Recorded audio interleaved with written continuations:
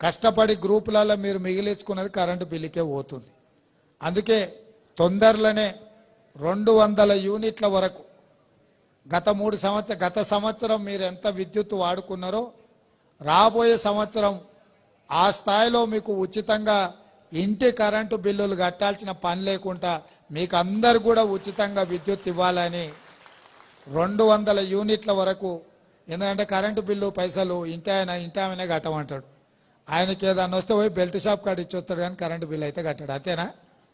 మీరు కష్టపడ్డ పైసలే కరెంటు బిల్లు కడుతున్నారు కాబట్టి అవి కూడా మీకు మిగిలేటట్టు చేసి 200 యూనిట్ల వరకు గత సంవత్సరం మీరు ఎంత విద్యుత్తు నెల వాడుకున్నారో రాబోయే సంవత్సరం అదే స్థాయిలో మీకు 200 యూనిట్ల వరకు ఉచితంగా కరెంటు బిల్లులు ఇంటి బిల్లులు కట్టాల్సిన పని లేకుండా ఇవాళ ఉచితంగా మనం కరెంటు ఇవ్వాలనే నిర్ణయం కూడా తీసుకున్నాం.